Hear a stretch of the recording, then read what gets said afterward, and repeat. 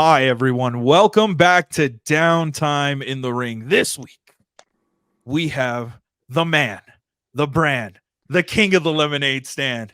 We have somebody that you guys have actually heard about in our somewhat lore canonically throughout this past year. Somebody that we almost met, but I was out in Utah, so we didn't get to meet him. But now we finally get to meet him. This is going to be awesome. We have Manny Lemons today. Hey guys, thanks. You're right. Best of the best. You know the rest, baby boy. Happy to be on. Thank you guys for having me. Oh, that's awesome, man. So yeah, Chris, I saw you smile. You didn't think I was gonna bring this up, of course. So quick story before we get all of this going is Princess Deathwish's birthday last year. Myself, Chris, and then another gentleman of ours, we traveled up with Ocean Avery up to the event because from New Mexico to Utah is a crazy drive.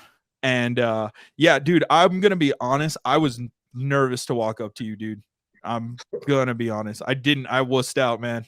I'll take that. I'll admit it. oh man, that breaks my heart. I don't ever want it to be at that. Like I'm a brother just like everyone else. I'm a boy like everyone else. Like we're all in this together, man. You made the drive and you couldn't come say hi. Wow. Yeah. Like I can't have him take the full blame because even I was like, should we? We don't want to bother people. We're kind of new. We don't want to be in the way. He's freaking out. I get told I'm gonna film. Okay, let's do this. Yeah. Going through the motions.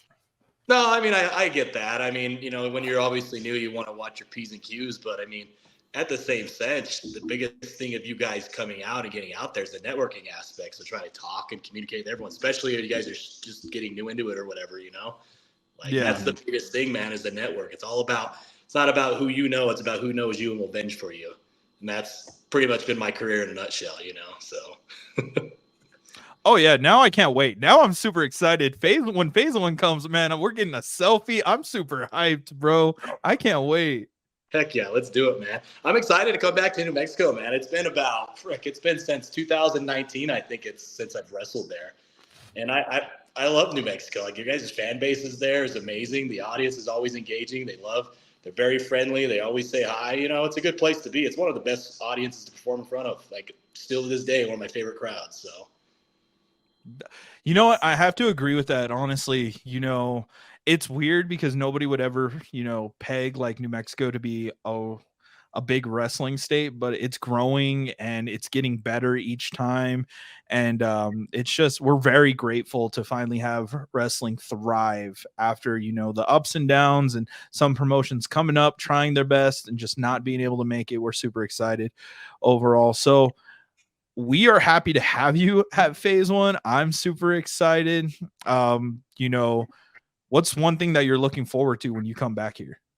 I'm looking forward to meeting everyone again, man. It's like I said, it's probably been about 5 years since I was there. So pre-pandemic, a lot of my career took off during the pandemic era. So like I'm a different person than I was 5 years that I am today. So it's going to be exciting to see those people and see the growth in those people, and they will be able to see the growth in myself and being able to network and connect with them in person versus just contacting with online via messenger and all that. So that's really what I'm looking forward to the most, Matt, is the fan base. I really say this till the day I die. New Mexico's got a hotbed for wrestling with their fan base. So That's cool. So let's get a little bit into, what you said about the pandemic. Your career really thrived through the pandemic. Can you give us a couple of examples? I mean, I'd say like always before like the pandemic, I did a lot of work with Ring of Honor and TNA. So I mean, I did do a lot of things prior to the pandemic. So I don't ever want to take away, but I think the pandemic really created an opportunity because when everything shut down, I actually ended up moving in 2020 to the Nightmare Factory, and that was probably one of the biggest life choices I've ever made. It's moving all the way across the country with no sense of guarantee and taking a risk on yourself is a lot. So, I mean, be able to do that would never happen if the pandemic didn't happen, though, because nothing was going on. It just was an opportunity that allowed me to go outside my shell and go venture out and try something new.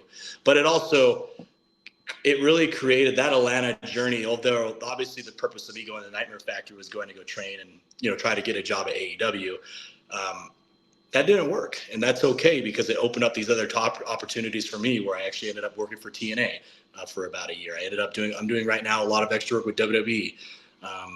And I mean, I still do matches for AEW Dark and ROH here and there, but I mean, it's not, it's sporadic whenever they're in town or if I'm around. But I mean, it created the opportunity because I was able to meet everybody in the business who meant something in the business at this time. So it created my network, being able to network with like Gallows and Anderson. Those are two of my best friends, QT Marshall, Glacier, and Cody Rhodes for the Nightmare Factory. Those are my coaches now, So being able to create that network and utilize my resources and assets that I have to come back and really own in my own career was a big risk to take. And, I'm forever humbled the fact that I did take that risk. And, a lot of things, there's obviously some negatives to it. I lost time with my son, cost me my relationship. It cost me a lot of things. But in the same sense, I've always lived in the mindset that I always put the business first. So everything else becomes white noise. But when it comes to professional wrestling, that's the main attraction. That's the main thing in my life. So my life revolves around pro wrestling. I mean, I'm a full-time single father. A lot of people don't know that. Like my kid lives with me full-time. He's 14 years old. So not only am I trying to raise a teenager while trying to chase a dream, but there's a lot to it, and it's a sacrifice. Those sacrifices that I made, I'm forever humble because now it's really gave me a brand where now I know who Manny Lemons is and I know where I want to go. And my objective is still to be a major star in this business, and we're not even done yet. We're just scratching the surface and getting started, boys. So I'm excited and ready to rock and roll. That's crazy. And speaking of your son, I'd like to give you your congratulations and his congratulations on that track and field relay.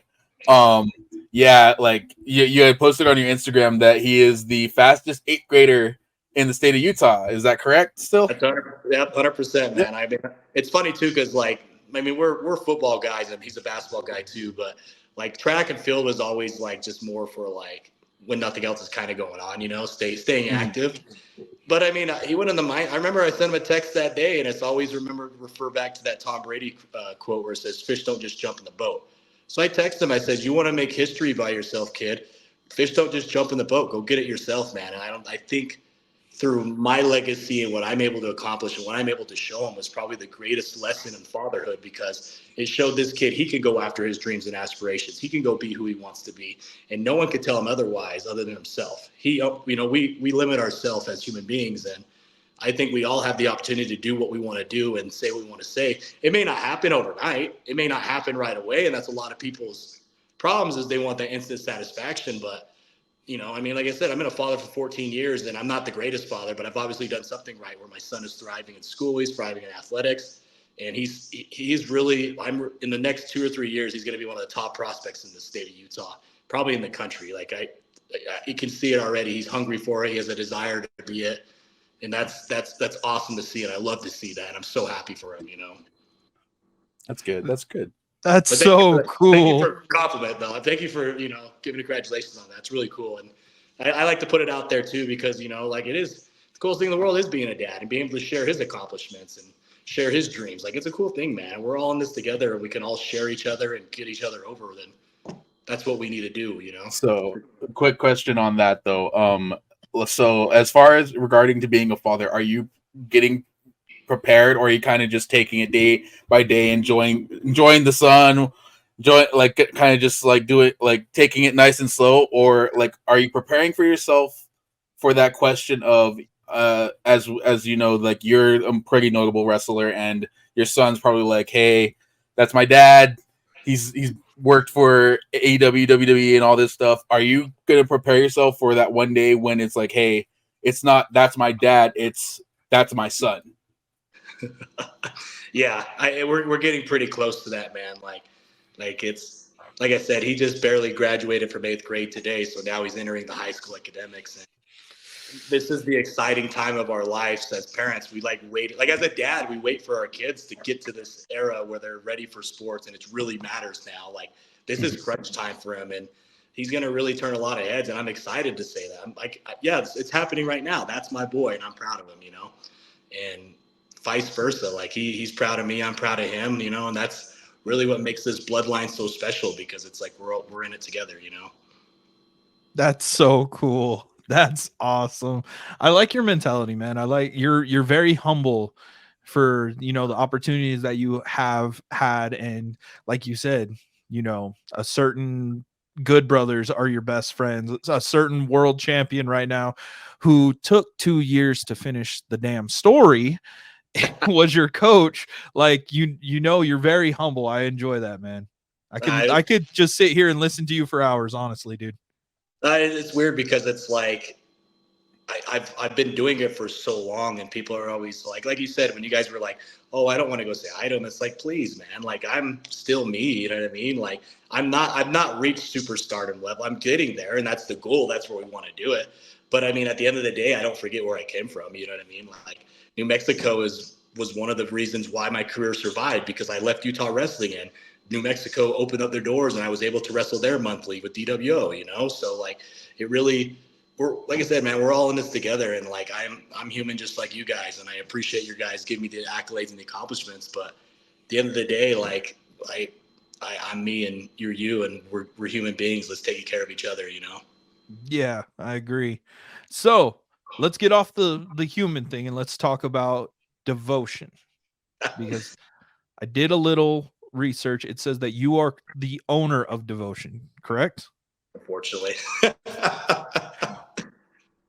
Congratulations. I saw the announcement. You guys will be in Vegas for Mania Week. That's going to be something really cool. We're planning on trying to go to Mania Week, so hopefully we can go see your show.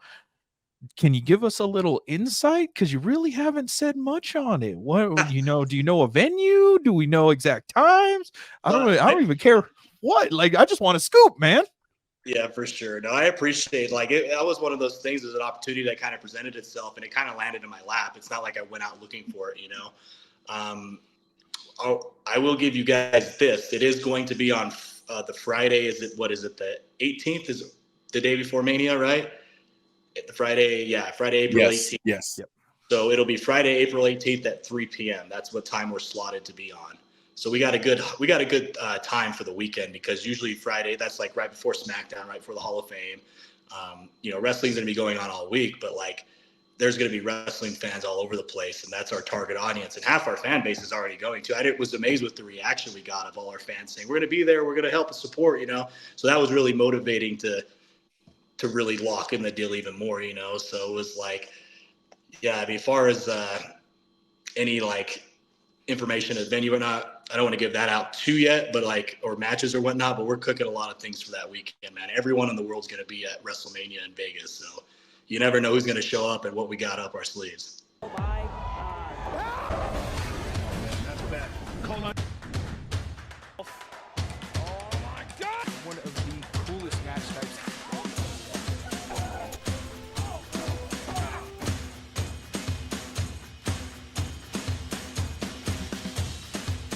In a world of wrestling, we bring to you the WSN app, only on Roku.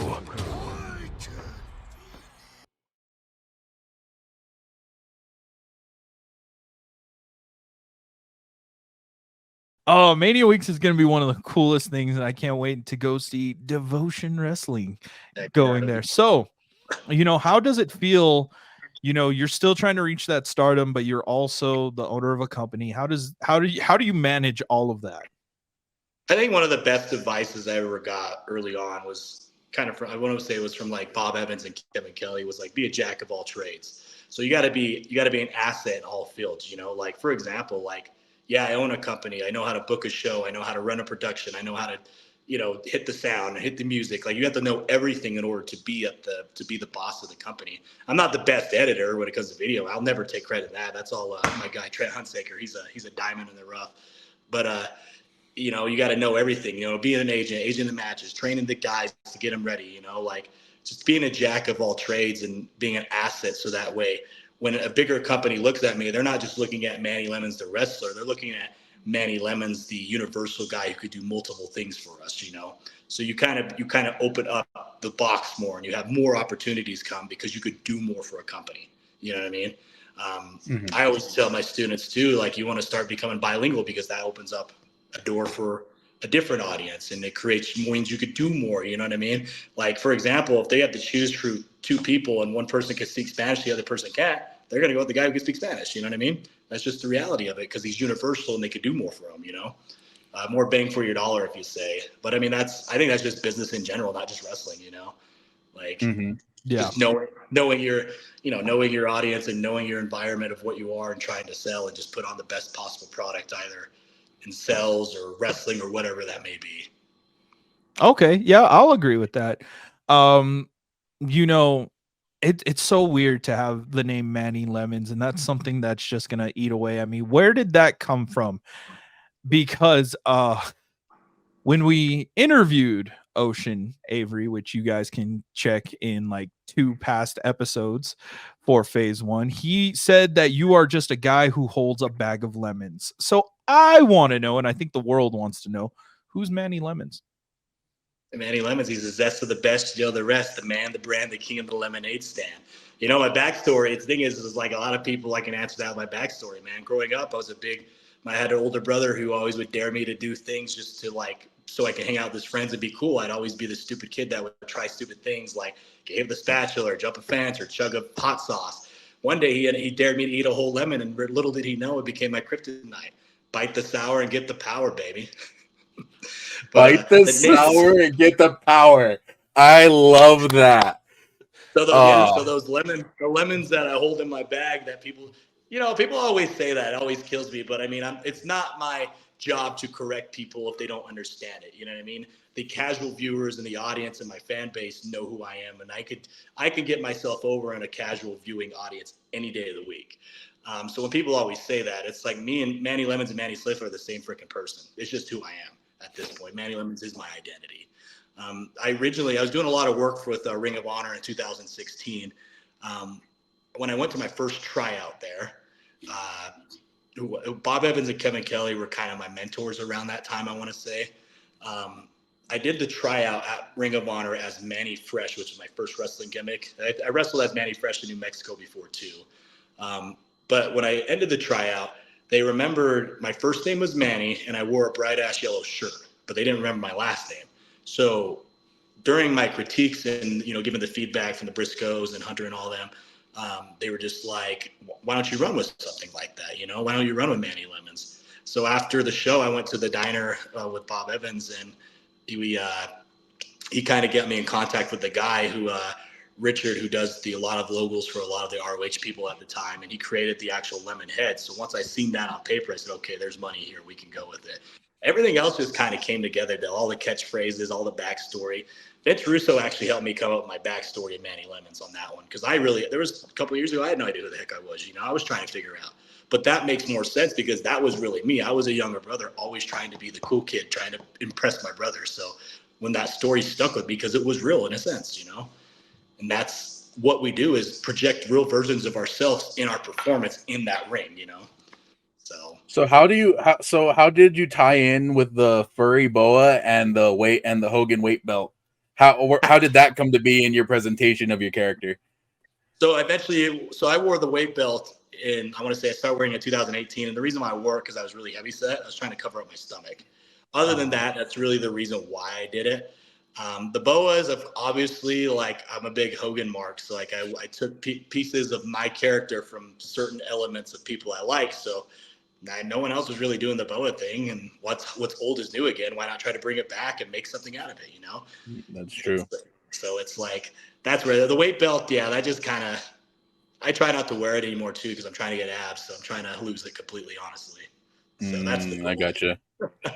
So for one, is Bite the Sour, Feel the Power on a t-shirt? And if not, why? Because we need it. I want one. Yeah, I need to get, I got so many designs and t-shirts that it's tough because all the t-shirt pricing, because everything in pricing kind of jumped up. So trying to find a good price t-shirt company, which we found one, but it's taken a while to do it. No, I don't have that on a shirt though. But it is in the library coming. Yes. Yes, I need that. And two, basically he summed up everything to Ocean Avery is a filthy casual, and I will let the record be known for that, which you can see at Phase 1 Pro Sellout June 1st. That's right. We're selling tickets, making money. Oh, dude, we're trying to sell this out again. We want back to back. We want a literal sellout again, which all the love to everybody who worked their butt off for the first Phase 1 show. Let's make this one amazing. But yeah, dude, bite the sour, feel the power. How? Where did that come from? That even got Chris, and he doesn't. Oh my God, dude. Yeah. I mean, I've liked this guy since your entrance music is also fire. I've never seen a bar just get a hype over a Pharrell song in solo. What? Yeah, like, no. Oh my God, man.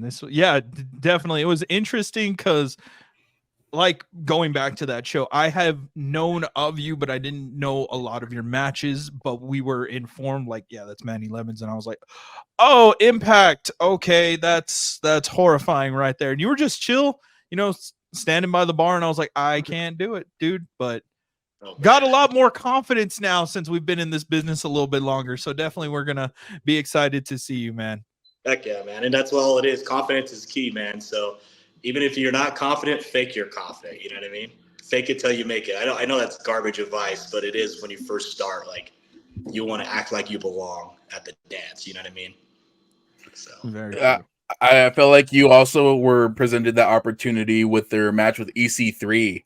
At the end of the match, he basically gave you your flowers in front of a standing ovation. And do you have anything to elaborate on how you were feeling at that moment after that match with EC3, which was a fire match?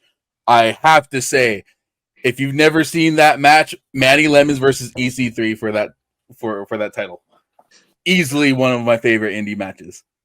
It's definitely in my top two for sure. Because I mean, the biggest thing too is like EC3, we knew each other. Obviously, we worked. When you're in the industry, you meet everybody. I ran into him a couple times with Al at OVW, and then with Gallows and Anderson and Georgia. He came and worked a couple shows out there.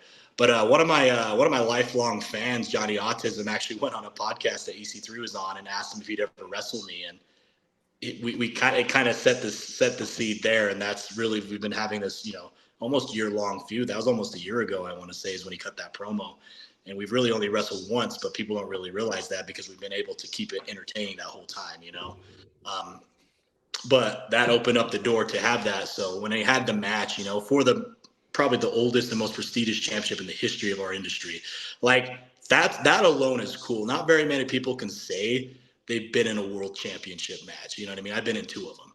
So and these are moments and aspirations that no one could ever take away from me till the day I die, because they've happened. Manny Lemons versus EC3 for the NWA World Title happened here in my home base. At the end of the day, yes, I was the promoter that kind of made the decision on that, but I'm also the same guy that hung in there for 40 minutes nonstop to a count out. You know what I mean? And keep the crowd engaged and get the standing ovation. That means Manny Lemons is not just a 5-minute gimmick. That means Manny Lemons is a main freaking effing inventor. You know what I mean? That's the point I'm trying to prove now to people, because for so long I've had to live in that shadow of he's just a carny gimmick. It's a one-hit wonder, blah, blah, blah. Like I said, I've been wrestling for 12 years nonstop every weekend, and I've been Manny Lemons for over 7 years nonstop every weekend, and I'm continuing to build that brand. I'm always engaging and always making that bigger. So when that moment happened to me, it was kind of a like, okay, you know what I mean? Like we're doing it, man. We're getting there. And to hang with one of the best wrestlers in the world for one of the biggest championships of all time, what is that? That just says Manny's the guy. Manny's the dude that can carry the industry when that opportunity happens. Oh, this is so cool, dude. Oh, this is awesome. So, like the amazing like renaissance that we're going through in professional wrestling, all the way from the major companies down to the indies, as a fan, because of course you're a fan, you do this, you wouldn't be in this if you weren't a fan. How does it feel to get to witness this renaissance that wrestling's going through? Oh, I freaking love it, man. Like you say, as a fan, it's the greatest time in the world to be a fan of our industry. I mean, because it's like you're getting the mixture of what's old is new. You're getting all the old guys, bits and pieces like The Rock and Taker. All these guys are coming back, and all the new stars are starting to blossom. Like there's so many. Everyone on the roster in the main level is a mega star now. You know what I mean? They're doing more. They're selling more, and it's exciting to see it because as we, you got to think for 12 years doing this nonstop, there are times where you're just like, man, is it time to call it quits? Is it time to give it up? And, you're grateful for those moments, those bad days that you're able to suck it up because now we're reaping the benefits of this hot industry and it's just getting better and better. And it's going to just become bigger and better. There's so much, and there's, like Devotion is my company and it is my brand, but there's so much with that in my career where we're really going to be a top contender in the industry. I want Devotion to be one of the top I want it to be the top independent wrestling company in the country. I want it to be the next GCW. I want it to be a WWE developmental company. You know what I mean? These are visions that are long-term planning, but the way the industry is going is making that a possibility for us. And you're starting to see it more, now they have a WWE recruiter that goes and scouts talent for indie shows. You know what I mean? Like that never happened before. And we're living in that time frame. And it's exciting because 3 years ago, I never ever thought I could work in the WWE. Now today, I know damn well I can work for the WWE and I will work for the WWE. And we just want to put our hat in early before any other podcasters or media team that we are also open to help Devotion in any possible way we can. I think this is a good live resume interview. We're just letting the boss know. We're just letting the boss know. It's really up to the boss. We're just letting him know first. I think we're entertaining. I always tell people, it's like, oh, I don't book the shows. Go talk to that guy. I'm just kidding. No, you guys are good. I'm just kidding. I definitely would use you guys for sure. So definitely, we would love to help. We want to help as many promotions as possible because, like you said, wrestling is so cool now. You never know who you're gonna run into. I mean, when we got the opportunity to go see GCW in Albuquerque a few weeks ago, I popped like crazy when Billy Starks came out with the Ring of Honor Women's TV title. I feel like I was the only mark in the building that actually did that, and not for her, but for the title, because I was like, oh, Ring of Honor title is here in Albuquerque at a non-Ring of Honor show. So I can't wait to see who you work with, who Devotion works with, and what you guys bring to the table. It's super exciting to hear, that you have this drive and you want it to be big, and who knows what former guests we've had on that are going to be on your show. It's a great time, dude. I'm so happy. 100%. I live with the motto too. You got to leave it better than you found it. If my objective of what I'm doing now isn't to help the next generation and lift back and lift some belts up, then what am I doing this for? You know what I mean? Like, yeah, if I'm just selfish and not, people get rewarded for good behavior. You know what I'm saying? Like, so just because you're not getting it right now doesn't mean you're not going to get your flower in 10 years, So that's where I'm at, man. Like I want the entire industry to blossom. I want Utah to thrive, and it's thriving and it's showing because there's so much more wrestling out there. And you see wrestling on the what is it, Fox and all these big networks now all the time because it's that big now. You can't ignore us anymore, So how did the ownership with Devotion happen? Like, where did that come from? So to be honest with you, I left Utah wrestling in 2016. I used to wrestle. I was trained and wrestled out of the company UCW. Stevie Slick was the owner there. And it just wasn't for me. You know what I mean? I think in order to grow, you have to leave home base and get around minds of people who are at the top of their industry in any field that you're in. You know what I mean? Because if I could be the best of Utah, but what does that do for me? You know what I mean? Like, I want to be the best in the industry, So I have to leave this place to go find my own flower because these guys at home base don't really want to do this for a living. They more just want to do it as a hobby for rec softball, And that's not to shit on anyone. That's okay if that's what their agenda was. That was never my agenda. Everything I do in my life, I do it to the best of my abilities, So when I left, I knew when I left, it's like, well, I'm not going to have a place to wrestle every month. So I got to keep busy, So, that's when DWO was thriving. That's when Championship Wrestling from Arizona was thriving. So I was bouncing back and forth through the indie circuit. My grandmother is a huge fan of me. So anytime I would travel out of state, if they did like when I was a DWO Full Access champion, it was on Facebook Live. She watched the live feed every single match, every single time. So that was cool, you know. But other indie shows don't have that. So she really wanted to see me wrestle live. So in 2018, I was like, all right, I want to run a show. I'm a big Seinfeld mark, so I called it Festivus Fights. And Festivus.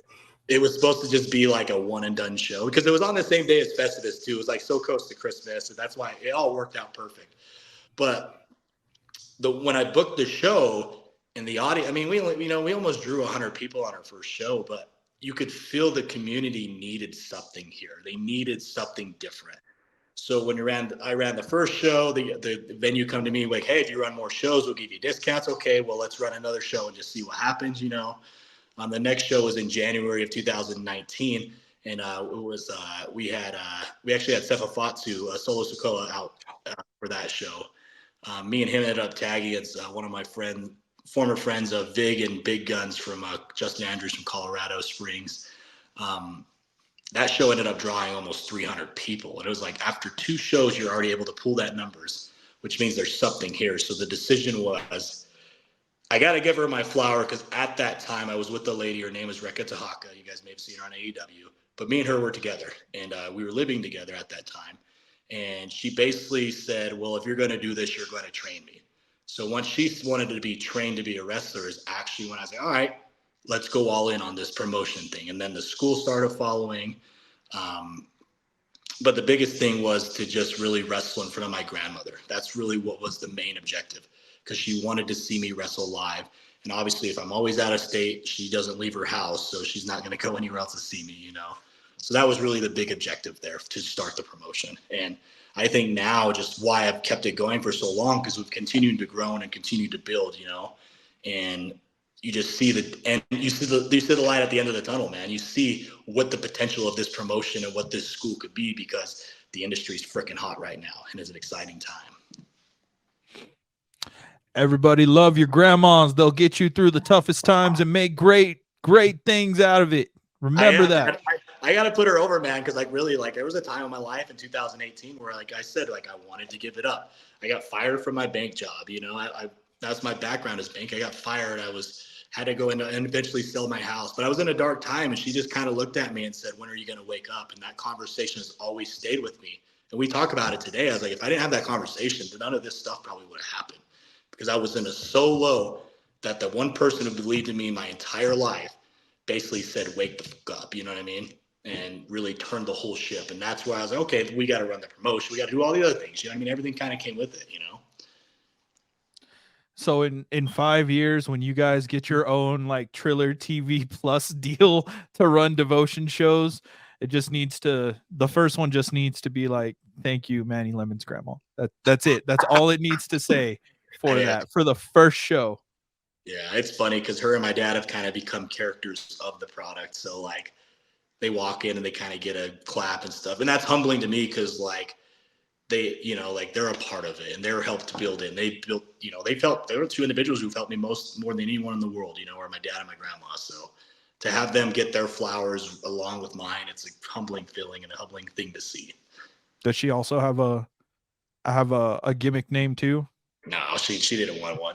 I was gonna say, is it Grandma Lemons? Because I would love that. Technically, that's what we call her, is Grandma Lemons, yeah.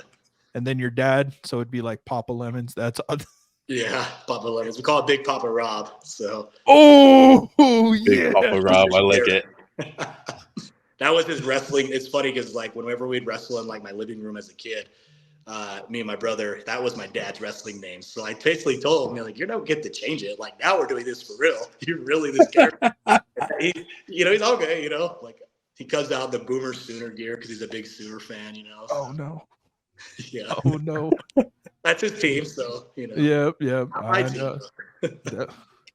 So, you know, your career's doing very well. You guys obviously have a spot in Mania Week. You know, normally I ask people like, what's one thing that you want to accomplish soon? But for you, it seems like there's a lot being done now. Obviously, it looks like, you know, everybody wants the contract. The contract's always going to be like the number one thing, but you're doing really good for yourself, man. Honestly. Yeah, man, and that's the thing too. It's like you said, like I hate to look at the end goal because when you focus so much on the end goal, you lose sight of what's going on now. Because for so long, when you get in this, if anyone says they do not want to be WWE World Champion, then they should. You know what I mean? Like that's Yeah. obviously the pinnacle of what we do, and that's where you want to be. You know what I mean? Like, so like, but if you focus so long on that end goal, you lose sight of what's happening now. And a lot of times, you know, like that was my biggest problem is I was so focused on trying to get there that I wasn't really absorbing these moments and absorbing this time that we're in, you know, like I've met and worked with everybody in this industry in some fashion. You know what I mean? Everybody, anyone you name, I have a story for probably, you know what I mean? So like, but I just kind of like, I didn't enjoy the time I was doing it because I was so focused on trying to get there. You know what I mean?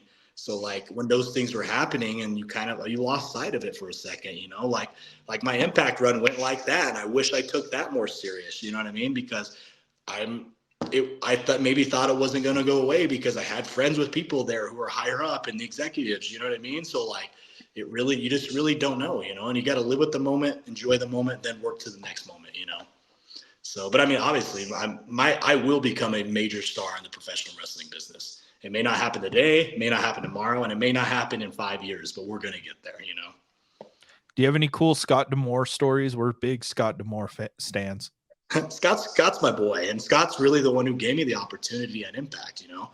I'll never forget, where was it? Like, him and D'Lo, when I first went to TNA my first time, him and D'Lo, I met them back in Georgia. That's kind of how we reconnected, was in Georgia. And I was at one of Gallows' show, but I ended up doing like the TNA tryout there. And I was the guy they selected to come to the next TV taping for it. And this was transitioning of when I was Manny Smith and Manny Lemons, when I was trying to do something different. I went to AEW Dark as Manny Smith because they didn't want Manny Lemons. They thought it was stupid, but they wanted something else. So I said, okay, I'll try just really my name. When I went to TNA, though, for my first time, I went to Dark, didn't work, nothing happened there. Maybe a week later, I get the call from D'Lo, hey, come to the tapings. So I go to the tapings as Manny Smith, though, because like I'm still so when I'm at the tapings as Manny Smith, D'Lo and Scott look at me, they said, where the fuck is Manny Lemons, you know? But I already wrestled Steve Macklin as Manny Smith, so like I couldn't go gear up as Manny Lemons, you know? So yeah, it's always like that's always a story. My favorite one was Scott D'Amore story actually is when I brought him here to Utah. I had one of my guys do the hotel reservation or something, and I didn't know, I didn't pay attention to what hotel they put him in, but he ended up putting him in I want to say like a Motel 6 type like hotel. So Scott called me and was pissed, which rightfully so, you know, yeah. I was like, oh man, my bad. So we're like trying to find him a hotel, you know, he's looking, I'm looking, and it's in Utah. I think like Taylor Swift's in town too. So like there's nothing available. So it became like a almost overnight mission where he was like, you know, you got to figure this out or I'm going home. You know, I was like, well, no, I need you here because it's tryouts tomorrow. But yeah. So like now, like to this day, he still does not let me know that I put him in a murder hotel. He still to this day reminds me about it. So, and that happened in 2021, I want to say. Swifties do not love Scott D'Amore, apparently, that's all I can say. Yeah, it may not have been Taylor Swift, but it was like someone huge because hotel prices were outrageous too, you know? So what was it? It was The Rock returned back in Salt Lake. Were you working there at the time? Yeah. Like, were you doing extra work there? Yeah, I was backstage when that was going on, yeah. Because they ended up doing 2 tapings because they were going to Saudi Arabia the next week. But then SmackDown obviously would have been 3 hours off of the pay-per-view. So they did a double taping that day. And I was actually on the second taping versus the first one where The Rock was on. But I mean, obviously I was there, you know, I was able to hear the promo, hear the backstage. It was pretty cool. So did the fan in you freak out when that happened? You know, like that's the thing too, is like, for me, it's like, I don't think I really have mark out moments like that anymore. You know what I mean? I used to, but I think I'm more of like, treat it as I'm at that level now. You know what I mean? Like we're friends now. You know what I mean? We're rivals now in a sense. I don't want to say rivals because it's like we're not competing against each other, but in a sense we are because I want that spot. You know what I mean? So when these moments happen, I'm kind of like, oh, like it's cool. But the competitiveness in me is like, all right, cool. Now, how do I get those moments? You know what I mean? What's the next step for me to get that position? Yeah, we're still young to where I would have just I would have flipped out. Honestly, I would. Like I don't like, and I don't even like the whole mark out moment. Like we are all fans of it. You know what I mean? Like we all enjoy this, and we have to all enjoy it so it can continue to grow and continue to become bigger. It's just like for me, I just think like I just don't really have those moments too much anymore. You know what I mean? So. Well, this is cool, man. So, with all of this young talent that's coming out of New Mexico with OTR, much love. I've stepped away for a little bit only because we're trying to move out there so I could do it full time. So I haven't been going to trains. We live in a city that's like 3 hours away from it. So instead it'd just be easier just to move out there. But much love to Gino. With all this young talent that's coming out, are there anybody that you've heard of or you've had eyes on yet that you want to bring down or invite down to Devotion? Who was the dude who held the lemons? Ocean? Or making fun of me for being a guy who holds lemons? You filthy casual, Ocean. Yeah. Let me get that guy. We'll go call it in the ring, and I'll show him how to work for real.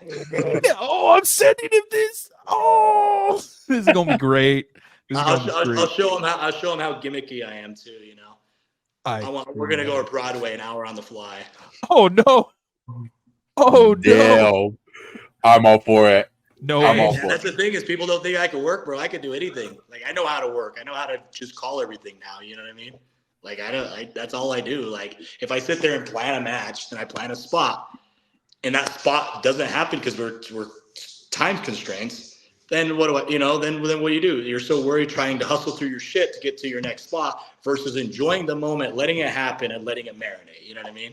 Yeah. So that's why I'm always out there engaging because you're command the attention of your audience. You got to know the audience you're in. You're having a bar crowd wrestling versus a all age event is two different crowds. You got to know which audience to perform in front of, And if you plan a spot, a generic wrestling basic 101 match, and you try to put it on in front of a bar crowd, it's not going to work because they don't want to see bar crowd. Bar crowds want to see the excitement, the characters, the chair shots. You know what I mean? All that crap. So, hour-long Broadway, no ending, just straight shoot or straight calling it. Oh, that's horrible. Oh, I couldn't even imagine the pain for that. But we have people like JKM. We have people like who also had a match at the GCW show. We have Tommy Test, who's been trying to build his resume up at the last couple of months. Is there Tommy Test is that two scoops? Two scoops. That's my boy, man. Like that guy was a fan of me when I was first coming out there, And I basically told him that you got to go find a school, and I'm sure multiple people have told him that too, But I mean, he's really developed himself into a good look and a good, he started to own his gimmick, and it's cool to see where he started and how he's just kind of progressed. So give me that kid. I want two scoops actually, And you guys can also watch our interview with Two Scoops that happened right after the last Phase show. We were very excited to get him on. But, shameless plugs all over the place. Plug whatever you want. Manny, you can plug anything you want to. Just do it. It's fine. We encourage shameless plugs here all the time. You got to, man. You got to put yourself over because if you don't, how do you expect other people to do it? You know what I mean? Like if I'm not using this platform to put myself over to my audience, then what the hell am I doing it for? That's why we're here conversating, talking about it. That's why I like doing these things. And I like talking. I can talk about wrestling for hours. Like, that's why my students like getting the car with me because once they know after we wrestle the match and that adrenaline's high as hell, like I don't shut up the whole 12 hours home. You know what I mean? I'm talking nonstop and it's educational shit, So they're very, they love car ride home with Manny. Yeah, we only sang karaoke on the way home before we got super tired from the way to Utah, which is such a beautiful and scary drive for anybody who's not from Utah. Utah doesn't look like what I ever thought it would be. I thought it was barren. It's so pretty out there. Almost killed us, but it is pretty. It's a low-key gem, man. Like, especially, like, I hate how so many people are moving to Utah now. It's like, no, stay away. This is my town. Yeah, that's kind of like how Texas is being right now. Until they get welcomed by a rock slide in the valley. So That's true. I live in a suburb away from the valley, so I'm about 40 minutes from the valley, so I'm about 40 minutes from Salt Lake. Oh man. Okay. So I duked out I'm not near the mountains, so I don't have to worry about that. So, with students, we do have a couple of young wrestlers that do tend to watch this show and try to get advice from older wrestlers. What's something that you would give advice to somebody who's, let's say, 2 to 5 years in the business already? Utilize social media to build your brand. I feel like a lot of young wrestlers, bro, and like a lot of my students like struggle with putting themselves over on social media. Like they're so worried about because they're probably friends with their old high school buddies or old crushes, like people whoever they're friends with. They don't, you know what I mean?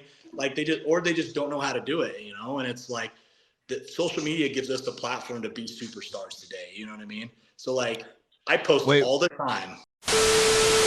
I push this all the time to young wrestlers.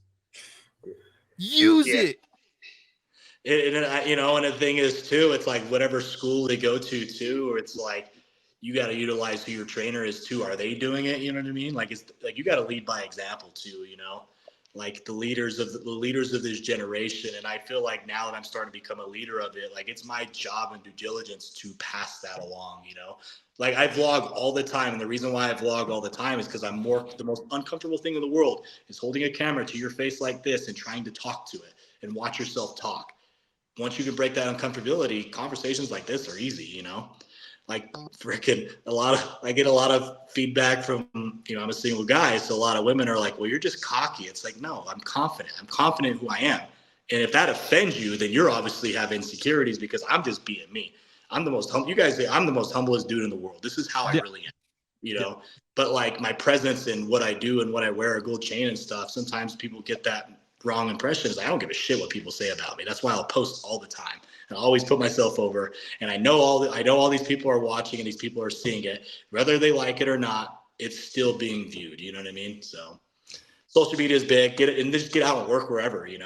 That's the biggest thing too. You got to be willing to go wherever, anywhere, and everywhere. And if you're not, like my car has almost 300,000 miles because of wrestling. It's all wrestling miles. That's literally gone coast to coast. It's like, so a flight doesn't work, I can't do that. It's like, oh, well, if you really want it, you'll figure out a way to do it, I mean, yeah, like you mentioned the vlog. I watched I think it was episode 50 or episode 51 of the Lemonade Stand on YouTube. Go check it out. It was where you guys were in the middle of Utah. No. I think it was like 2 hours outside of Vegas. Yeah. And you had a bubble on one tire and you had too many potholes and you're still vlogging on the back of a tow truck heading to someplace Nevada. So bro, that was one of the trippiest trips too. And I'm glad I was actually vlogging that one because like, it was like, we literally were like, I want to say we were past Kingsman, like Arizona, almost to Vegas, about an hour and a half. But we're in the middle of nowhere. There's no shops. So like the closest thing to us get towed to Vegas. So one of my students had AAA. So they called AAA to tow us, come fix the tire or whatever. But there was nowhere open. So he's like, well, I could take you to my friend's house down the street.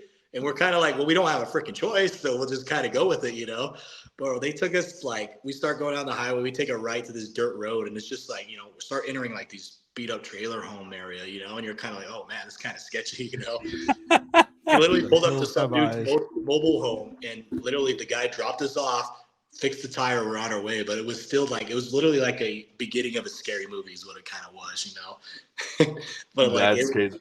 It was crazy. And it was like 4, 5 a.m. You see the sun coming up, But even at the sorry, go ahead. I say we had to make a show in Utah too. It was like we barely made the show in Utah like that night.